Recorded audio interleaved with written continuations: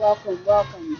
You're now listening to In the Know on Intellectual Radio with the ladies of In the Know. And my name is Adoria. And Happy Sunday. This is Chandra. I'm doing pretty good. How about you, ladies? I missed you guys for 2 weeks, and we were just having this interesting discussion on who is the boss. And I'm going to take a vote. I say Chandra. I say Sandra too. So I think you drew just it. We're just going to tell you right now. I think I was told that if we listen to previous archives that Chandra talks a lot.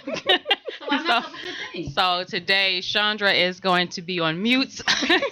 I'm going to be on mute. I'm going to let Latrice Hobson Mackey take over today. But again, happy Sunday, ladies, and happy Sunday to our two guests that are in the studio today.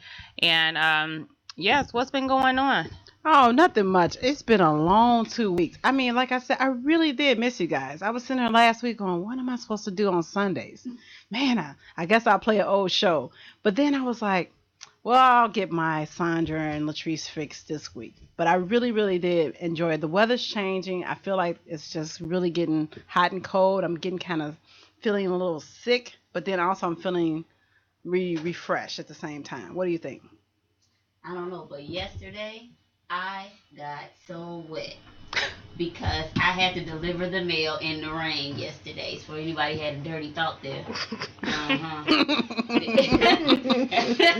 Yeah, pouring down, and I'm out trying to read people's mail in the rain. Couldn't see nothing. So it was pretty interesting. But hey, tells you post office pimping. Rain, sleet, or slow. I can snow. I got to be outside walking them. But your hair looks so beautiful today. I don't It understand. looked like this yesterday. I had a hoodie on all day yesterday. Oh, okay. You know, Well, I got to get fabulous for the show. Can't walk around looking, walking down the street looking like I did yesterday. Okay, well, Sandra, how about your week? How your week go, babe? I've had an awesome week. I've fall has really started off. September has really started off quite fabulous. Life is good. I am enjoying life. Everything is really good. So She just a smiling when just she a smiling. Life is good. Life is good. And now I need to learn how to incorporate. There's a quote that wealth, means that you're living, your life to the fullest. So I guess in terms of that, I am wealthy that way. But our two guests are going to show me how I can turn this $5 into $20 because I need turn my 20 into 50. And exactly, that's what we're going to learn today. So who She's do we still have? I'm still smiling. She's smiling. No, I think she must have had some fun. Something going on. I got a glove. You gonna have to When you happy, that's the best accessory. It's After better the show, than that. something's gonna be It's up. better than that MAC lip gloss and anything. Happiness, true happiness radiates. Well, this True is what I happiness say. radiates. This is my quote. Make a life, not just live it. And today, like she said, the two guests we have in the studio are phenomenal. And ladies, beautiful African American men. I just have to tell you, I am so impressed with them. And by the end of the show, they got money and you they look will good. be impressed with them. Well, they have money and they look good. That's So- a deadly combination. But I really think they should introduce themselves because I really think they would do themselves much more justice than we would. What do you I think? think so. But the role of a woman is to introduce that man, and then he can take over from there. So we need to give them the proper introduction. So who's taking over the show, Latrice? Latrice. Me. Sandra. Did you hear what she said? She said, I think. What'd you say? I think that you should go ahead and introduce them. Then. Okay, well, we're going to introduce our two guests here today. We have money coach, Mr. Abu Ali. Yes. We're going to have you. So welcome to the studio today, Mr. Money Coach. That's what we're going to call him today. So don't get confused and think it's a third person. Abu Ali is Money Coach, and we will be referring to him throughout the show as Money Coach because he's going to teach us how to coach our money. So, all right, Mr. Money Coach, just give a little intro about you. First, I want to say thank you for having me. IntellectualRadio.com. No problem. And I'm Abu Ali, aka Money Coach, and I specialize in showing people how to make their money work for them. As a motivational speaker, I motivate people to let them know that money is right inside of them. Because when you break down the word money, money, it means my own natural energy yield. So it's the energy that you put towards creating wealth. What you Helps it said? manifest. Say that one more time. I'm writing it down. Right. Money, money, my own natural energy yield. So that means that the energy is already inside of you, because money has energy. Everything has energy.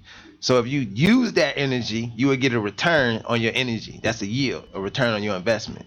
My own natural energy yield. And as a financial consultant, I specialize in showing people how to maximize their retirement income using annuities. All right. Okay. That's I like That's a that. whole lot Yeah. for just I have a whole new perspective on money. I like that. My own natural energy yield. Okay. Okay, and we're going to come back to you because we're going to kind of have this open discussion with the two guests. The second guest we have today is Mr. Tim Johnson. And so introduce yourself, Mr. Tim Johnson. Yes, how you doing? Tim Johnson of Cast Music Group, manager, independent label. Once again, I'd like to thank you guys for having me on. Oh, we love it. Yes. All right, and let's talk a little bit more. Well, let's talk a little bit more about you, Tim. Like you know, you got the music business. You're also a man of money. I mean, Yes. come on, you trying to be shy? No, I'm not trying to be shy. Come on, tell us. You know, what actually, I'm you kind do. of crunching this seat here. You know? That money yield, huh? That Right. money yield. Right. Okay. I'm up in this seat. He's sitting about $1 million right about Tall now. money like that. I wanted to increase some inches on me. Right. I need to stretch my legs a little bit. Right, that's right. We can get you another seat at Okay. break time. All right.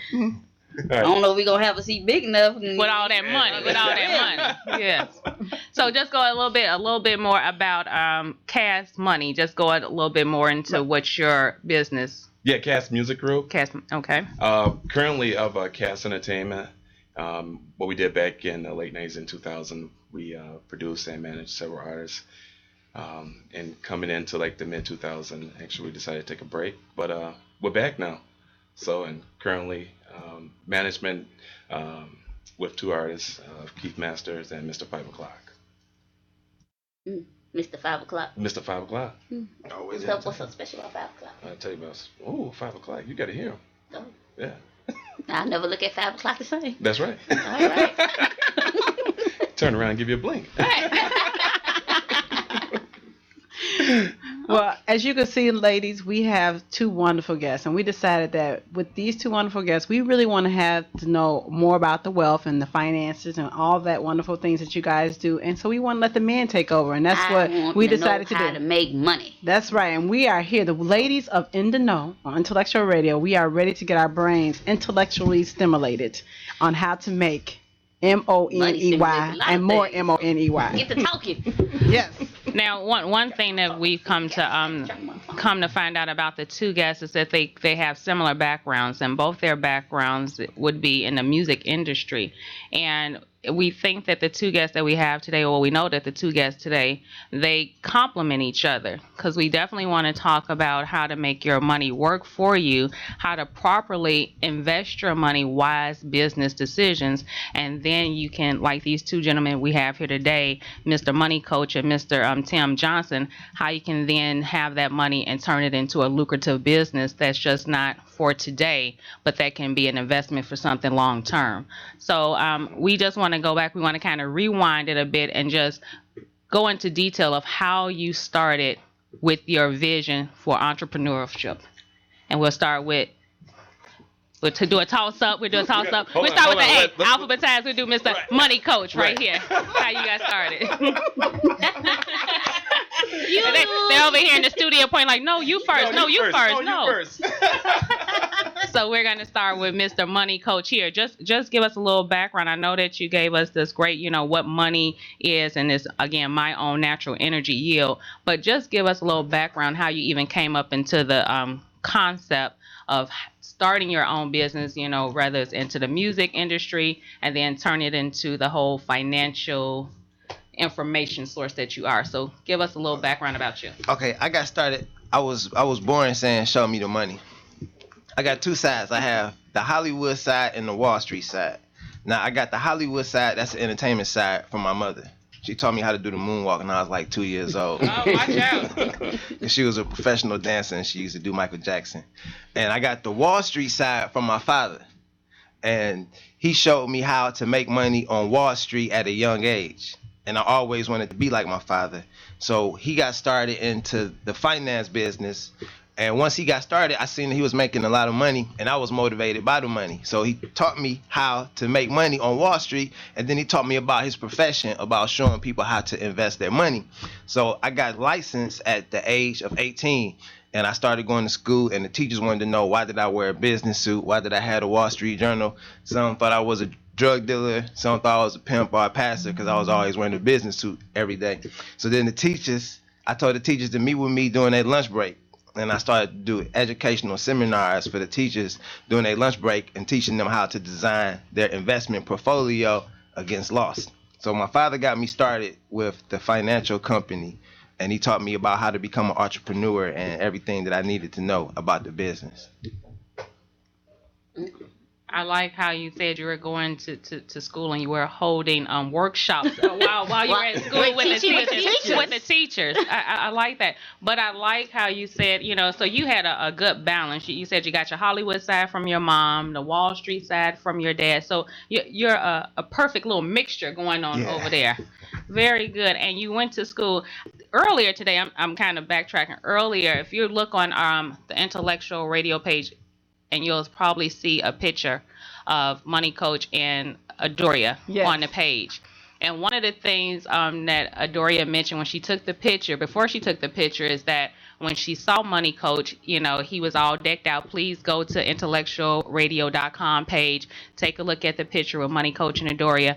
But one of the things that she said is that when she saw him, because he was dressed so sharp, he had a little Hollywood and a little Wall Street combo going on there, is that she was drawn to him, and she told someone, that must be somebody I need to know. So he was already just exemplifying, that kind of image where it would just kind of draw people to him. So I think that's a good thing.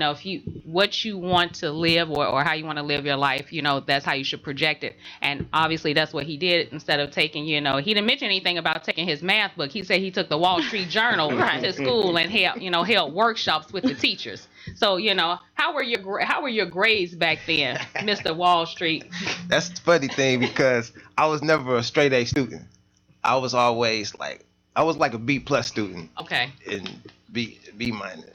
I hear some C's in there. Right, it really is a C. Right. It was a high C. It was a high C. It wasn't the C close to the D. It was the C closer to the D. The high C. But I like how you said you wore suits to school every day. Our producer, he did the same thing. He just said that's an image that you want to portray to people and give them that positive vibe. Right. And people come to him like, why are you doing that? That's just nice to hear that another brother did the same thing. Because he has on a suit right now. Yeah. Mm-hmm. And he all sharp. And actually, let me clarify the story. The story was, I was with the producer, Earl Winfrey, when I saw you. Right. And I said, man, that's somebody I have to know. He said, I know him already, Adoria. That's Money Coach. I said, well, I need a picture with him. Because he's somebody I need to know.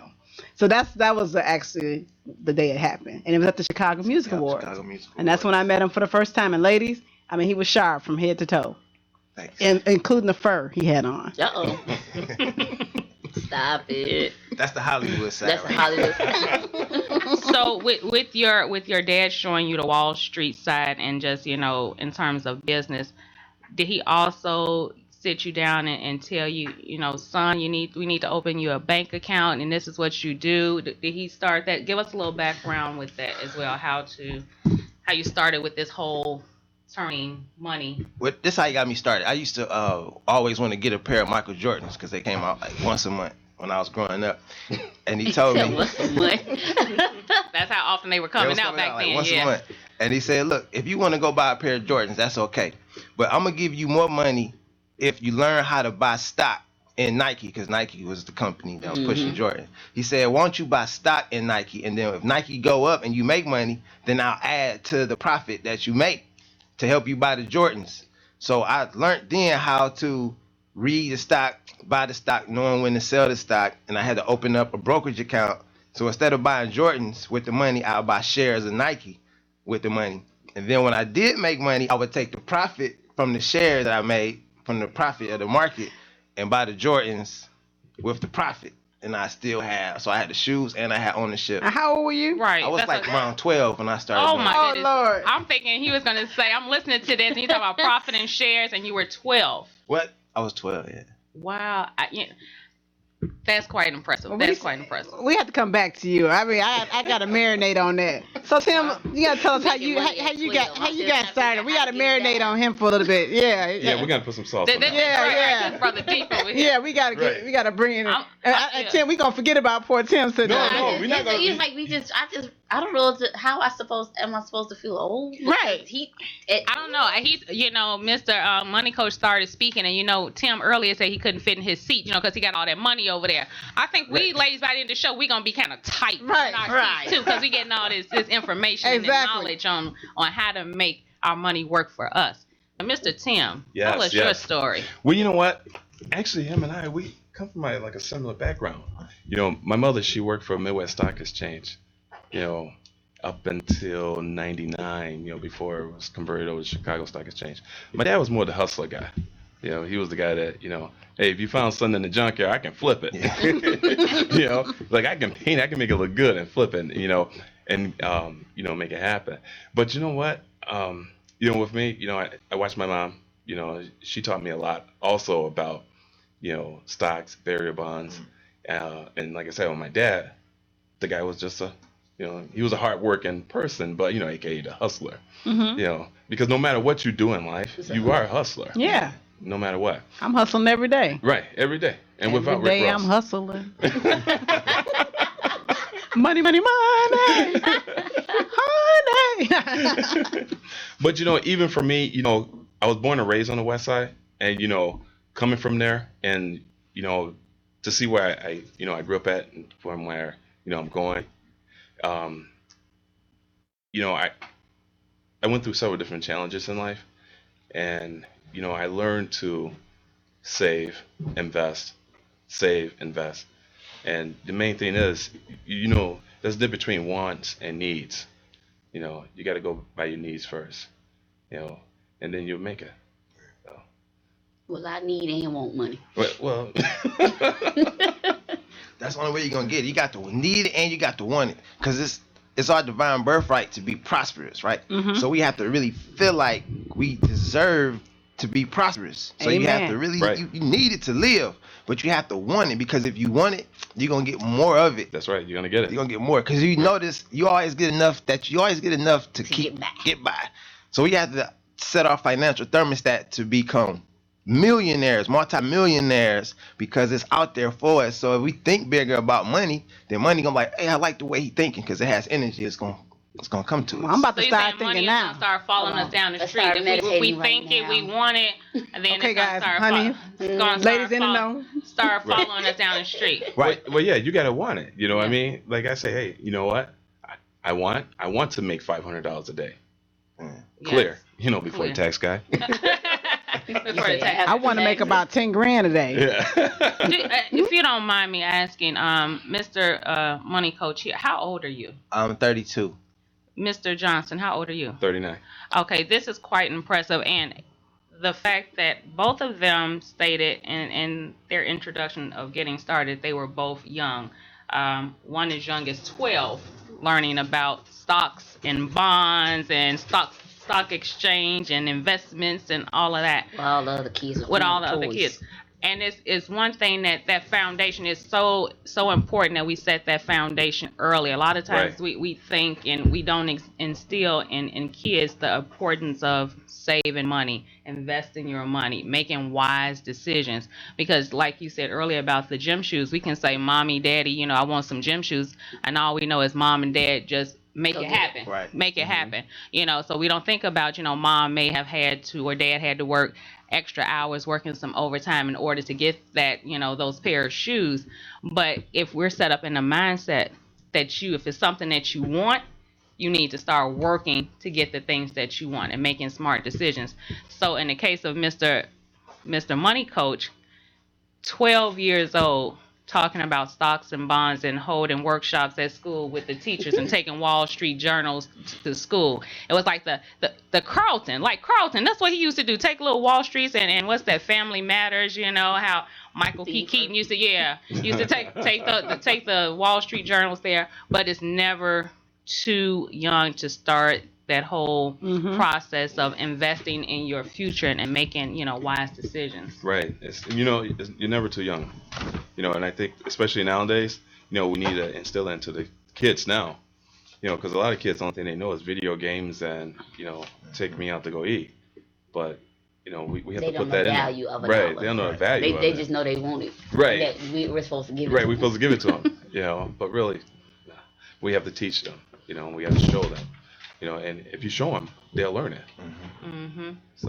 So give us, for someone that is out there listening, maybe that parent that has that little son or that daughter, and they're struggling to make ends meet. What advice would you give to that parent? Because both of you said that your parents were instrumental in that foundation that was laid. What would you say, Money Coach, in regards to what kind of advice would you give to that parent that's trying to make ends meet but still trying to instill some type of value system in that child coming up so that they'll know the importance of, in this hard economic time that we have, how to make things happen? Well, I would recommend you first have to keep your head up. No matter your financial situations, you always have to feel rich. And sometimes we could be broke, but that don't mean that we are poor, because being broke is a temporary condition and being poor is a mind state. So if you take somebody that that's trying to make, because we all are trying to make ends meet, so you have to feel rich and think rich. And you have to instill the best way. My father instilled the money philosophy is having incentives for me to learn about it. Like, I had to learn about it in order for him to pay me. So he kind of like put me on payroll to learn. So it's like, okay, if I learn this, then he gonna give me some money. So then I say, Dad, I learned this, and then he give me some money. And then he'd be like, so how you gonna use it? I'm like, oh, I gotta learn how to use it. Oh, you had a nice dad. Yeah, I had the best dad in the world. So then I go and I learn how to apply it. And then when I apply it, I get a return. And I say, Dad, I got a return on what you taught me. And he's like, oh, man, here goes some more money. So everybody don't have that kind of leadership, but it's a good way to start by having incentives. And the incentives don't have to be real big. It could just be something, that means something. Because if you give people an incentive to learn, then they're going to have the desire to learn more. You have to give them a reason to. Yeah, give them a reason. Right. Give them a reason. And what would you say, Tim? What would be that advice as well? What would you say? Well, first of all, I will say keep your head up, stay focused, stay in school, especially for, either parents or the kids, and really work with your kids and, learn what's going on with them. And then also, I'm going to say stop going to the corner stores and buying potato chips and soda. Okay. You can, keep that money, to yourself, and you don't need to go down and buy junk food and stuff like that. But the main thing, like I said, it's a teaching and learning, philosophy every day. So. Very good, very good. You're never too old to learn. Yeah, never too old to learn. We're gonna take a break, but when we come back, I just want to talk a little bit more in regards to that person that we know that it's getting close to election time, and it's a battle of the whole thing about economy. And so when we come back from the break, we're going to talk about how to make that paycheck that most people are living on, paycheck to paycheck, how to make it stretch. So now we're going to focus on how we can keep that money, keep it growing, so that we'll have a secure future. That's right. Okay. All right. We'll be right back.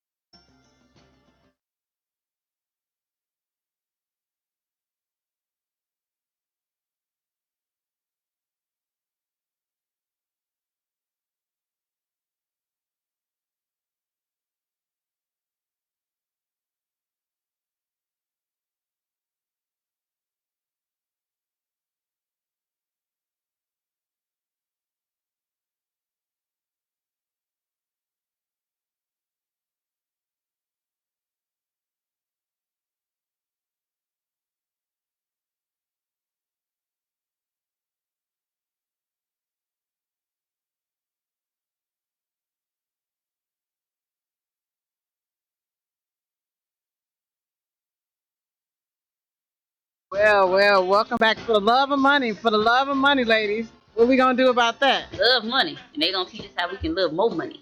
Mm-hmm. Money, And money, wait a money. minute. I'm sorry. For the What? love of money on In the Know with the ladies on IntellectualRadio.com. Yes, we are in the know. We are very intellectually challenged today because we forgot to. I forgot to say that. That's me. Maybe me. So anyway, welcome back, And if you're just tuning in, we have two men in the studio right now who are teaching us about money. Mr. Money Coach and Tim Johnson. Welcome back. And they're going to give us some tips and tools that we need to learn how, as Chandra said, turn our $5 into $20. But I want 20 into 50. I want to, he said dream big. I want the big bills. And during the break, Sandra was trying to go on strike, but we're not gonna let her. So she need to get back with it because we love her to death and we having fun. Go on strike and tell us you not going to talk. that's right. This is a talk show. Exactly. Not talk. And we love each other here on Intellectual I Radio. don't know what this is all Oh, about. So I just love messing with them. But now that we're back from break, we just want to go into. I was mentioning earlier we're going into this whole election season now, and one of the main topics again is the state of the economy, and of course now with households struggling trying to make ends meet, and we're having a show today dealing with money and how to make our money work for us.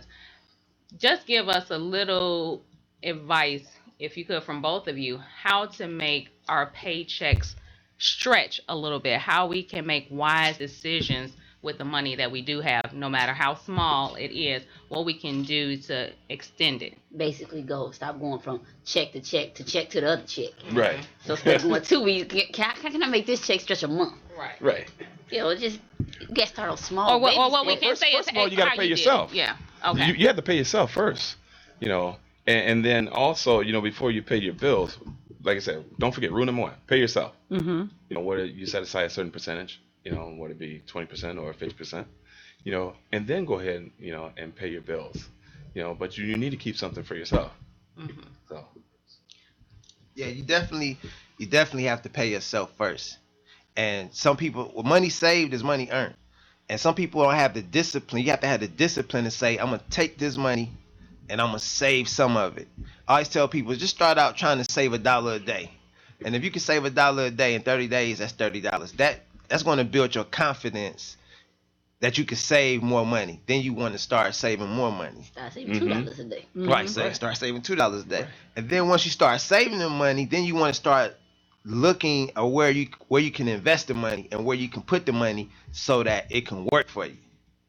But you first have to save the money. So you have to work for the money so the money can work for you. that's right. To make the money work for you. Right. Right. All right. You use it like a pickup truck. Oh, wow. Okay, so break that down again. You use it like a pickup truck, and how do you do it? Because I'm gonna have that much money, I'm gonna need a pickup truck. Well, you're gonna need a pickup truck. Okay. You gotta push and pull it. Push and pull it. Push and pull. Right. So now both our guests again today have their own business ventures, respectively. Just go into a little bit more detail on how you managed your finances, how you were able to get to the point where you are currently now, so that you can, someone listening can say, hey, that story sounds like my story, that they can be inspired by that. So just give us a little bit background of, where you started. Did you start with any money? And the money that you did have, how did you invest it? And so on. And that will just bring forward into where you are now, what you're currently working on.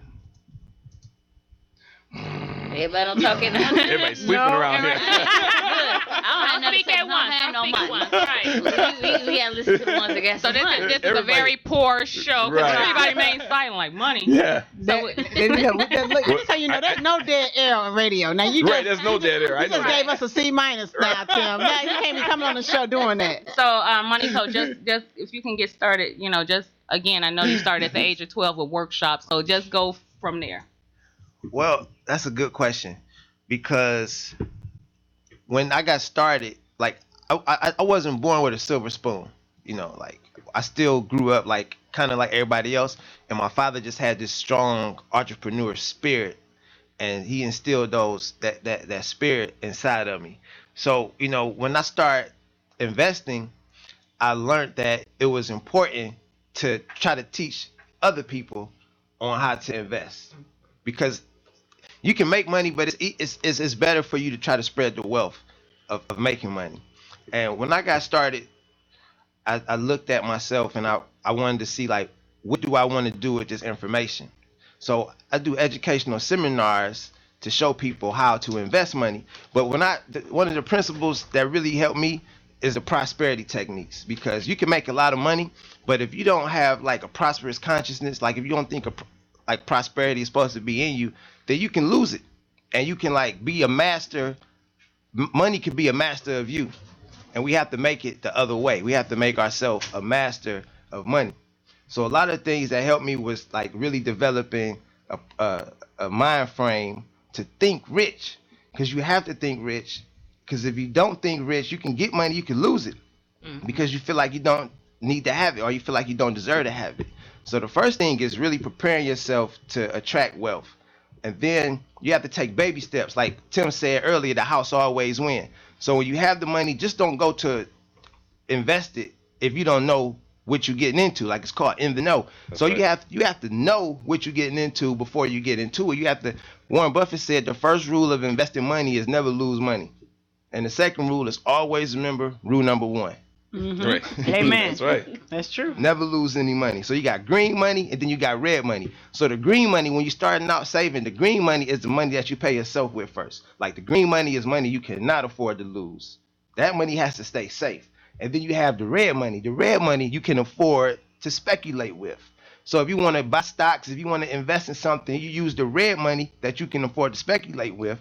But the green money, it has to stay safe. You have to stay safe. Okay, let me take this red money. Let me put up a red flag right here. But what if you're that person living paycheck to paycheck, and you don't have? It seems like you have an option. Like I heard you say you pay yourself first, and you take this money. But what if you're barely able to pay the rent, barely able to get the necessities? Where does that extra money come from that you're speaking about? Two different categories. Where does that come from? So if you live in paycheck to paycheck, every money that you save is green money. You can't afford to lose any money, right? Okay. So you have to put that money, you have to save it. So save $1 a day or save 5%, whatever you can save. You have to save that. You have to have it. You have to save. You have to do it. That's the green money. So you take that green money and you put it somewhere safe. You can put it in a savings account. You can put it in the CD. Starting out, I don't recommend CDs. Not in the drawer in my not under the mattress. Not under the. You can start there. Because you have to start somewhere. Okay. But then you take that because it's not keeping up with the rate of inflation, so you're not making any money. So once you start there, you take it from there. Then you open up a savings account and you continue to build till you get like $1,000, $5,000, and then you look at a safer investment that's going to get you a bigger return, like a CD or a money market. You don't want to just jump straight into the stock market once you saved up the money. So the people that's living paycheck to paycheck, start to save a little bit, and then you're going to see that you're going to start saving more money because it's accumulating. And then when you take that money, put it somewhere safe, and then you have to start to do research. You have to, they call it paper trading. You have to do research on where to invest the money, and then you have to talk to a financial advisor or financial consultant prior to investing. Such as Money Coach. Such as Money Coach. Cheap plug.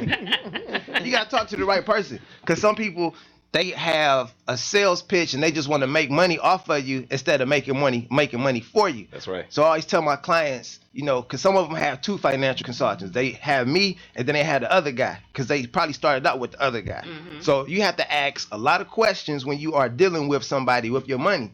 You have, like, if you ask them a lot of questions and you see they have like a low tolerance to dealing with you, they have attitudes and they're like, just answer, just sign right there.